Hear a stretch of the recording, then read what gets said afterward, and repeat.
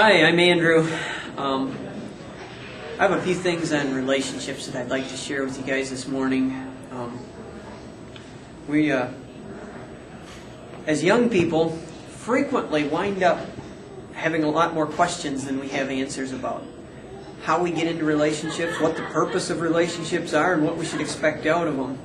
And so, we have a whole world around us that's happy to tell us what it thinks our relationships ought to look like. Through television, through books, through what our friends say, through just a myriad of means that it communicates with us. But Yahweh communicates to us through His Word and through His Spirit. And so I'd like to share with you a little bit of what I feel like He's shown me on this. So I'd like to start in Genesis, the beginning. Genesis chapter 1, starting in verse 27. So Elohim created man in his own image. In the image of Elohim He created him. Male and female He created them. Elohim blessed them and said to them, "Be fruitful and increase in number, fill the earth and subdue it. Rule over the fish of the sea and the birds of the air and over every living creature that moves on the ground."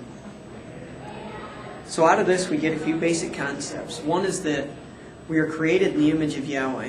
Now, because we're told that Yahweh is a spirit, I don't think that we would make a case for the idea that our physical body looks like Yahweh, because Yahweh doesn't possess a physical body as we do. But that what this is talking about is our spiritual DNA, His fingerprint on our lives. And so, in that aspect, it's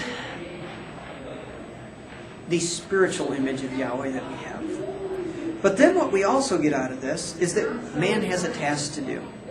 He's told, "Be fruitful and increase in number, fill the earth and subdue it." To what ends? For no other purpose than for the glory of Yahweh. That's the point of subduing the earth and filling it, is for Yahweh's glory. We're the canvas, if you want to put it, or this creation, I guess I should say, is the canvas upon which the artist does his fabulous artwork. And we're part of that painting. A very important part, but a part of that painting is to bring glory to the artist. So now I'd like to go on now into Genesis chapter 2, where it gets into more detail about this relationship aspect. Genesis 2:18. Yahweh Elohim said, "It is not good for the man to be alone. I will make a helper suitable for him." Now Yahweh Elohim had formed out of the ground all the beasts of the field and all the birds of the air. He brought them to the man to see what he would name them. And whatever the man called each living creature, that was its name.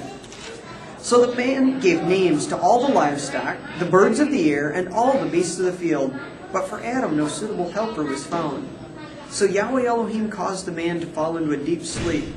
And while he was sleeping, he took one of the man's ribs and closed up the place with flesh. Then Yahweh Elohim made a woman from the rib he had taken out of the man. And he brought her to the man. And the man said, "This is now bone of my bones, and flesh of my flesh. She shall be called woman, for she was taken out of man. And for this reason, a man will leave his father and his mother, and be united to his wife, and they will become one flesh." So, when this rib got taken out of Adam, for what reason? It was because it says a suitable helper wasn't found for him. He had a job to do, and apparently Yahweh said he's going to need some help carrying out the tasks that I have given him. And so Yahweh took a rib out. But the rib was real and physical. I'm certain of that. But it was also somewhat metaphorical. There was a part of the spiritual being that Adam was that was also taken out. And I would contend that that is the spiritual part of Adam that was created in the image of Yahweh. And so the woman was created in the image of Yahweh also. And that perhaps this is the reason it says down here, for this reason, well, I'll back up a little. It says, "This is bone of my bones, flesh of my flesh." Adam recognized that this was part of him. This was not some other being out there, but that they were called together for a specific purpose, a specific goal, and that they were in fact one being. And then it goes on, it says, "For this reason a man will leave his father and mother and be united to his wife, and they'll become one flesh." Why? Because they have the same task, and that's to glorify Yahweh. Now, I'd like to go down, just touch on Genesis 3 a minute. Genesis 3 is where we're shown how the adversary took this system that Yahweh put into place, and how apparently, when Yahweh created the woman out of man, it says that she was deceived here. Apparently, some of the discernment that Adam possessed, his wife didn't possess. But then we're told that he was standing there when the serpent was speaking to Eve, and he didn't say anything. So we begin to see how the adversary rapidly took this, two beings functioning together for the glory of Yahweh, and successfully drove a wedge in between them. And that this was the beginning of the fall of man. That Satan twisted the good thing that Yahweh had created, a man and a woman to serve him together in unity, and began to, the adversary himself, drive a wedge in between that. But now let's go over to Ephesians, because Ephesians begins to give us some more details of this. It shows us that a lot of the purpose that Yahweh had in mind with this system was so that we would be able to understand our relationship with Him. That as we interact with each other in our earthly relationships, it gives us a model and a picture to function from, so that we have even the haziest bit of a hint of how we are called to interact with Him personally. So Ephesians chapter 5, verse 22, and then going on. Wives, submit to your husbands as to Yahweh. For the husband is the head of the wife, as Messiah is head of the church, His body, of which He is the Savior. Now as the church submits to Messiah, so also wives should submit to their husbands in everything. Husbands, love your wives, just as Messiah loved the church and gave Himself up for her, to make her holy, cleansing her by the washing with water, through the word, and to present her to Himself as a radiant church, without stain or wrinkle or any other blemish, but holy and blameless. In this same way, husbands ought to love their wives as their own bodies. He who loves his wife loves his own body. I'm going to stop there a minute just because I want to back up here. When it talks about the obligations, responsibility of the wives and then of husbands, it's aspects of our relationship with Yahweh. Wives are called to submit to husbands as if they were submitting to Yahweh, and in the way that the church is called to submit to Yahweh. And when husbands are called to love their wives, it's called to love as Yahweh loves. And so it becomes very evident that if we don't get these relationship things right, we're not going to understand our relationship with Yahweh thoroughly.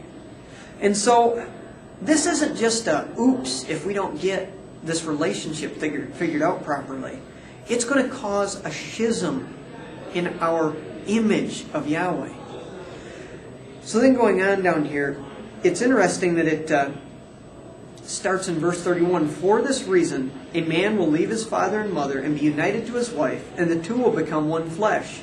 This is a profound mystery, but I'm talking about Messiah and the church. However, each one of you also must love his wife as he loves himself, and the wife must respect her husband. So, to get back to the original point that I was bringing this all to, it's this, that as young people, as you go out there and you start looking around thinking, first off, what's the point of this relationship part of these physical lives that we've been given?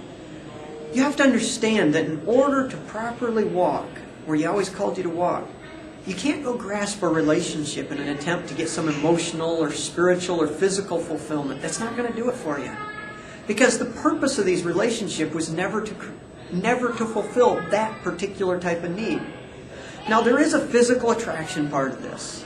That physical attraction was necessary because when it says, subdue the earth, fill it, all those things it talks about in Genesis, if it was strictly a commandment, how often has mankind actually done what Yahweh told him to do? If there was no physical attraction there, I assure you that rebellious mankind would have long ago gone extinct. But that is an important part of, but that's not the primary goal. The primary goal of a relationship between a man and a wife, between you and the partner that Yahweh's created for you, is to be in service in Yahweh's kingdom. And so the way to find that person in your life is to not go hunt up the person that you think looks cutest, or that you think is most handsome, or that you think fulfills you the best. It's to go find the job that Yahweh's called you to do and start doing it. And when you hit the spot in that job where you aren't quite adequate for the task, you'll discover that Yahweh's created someone to come alongside you and walk with you in that task.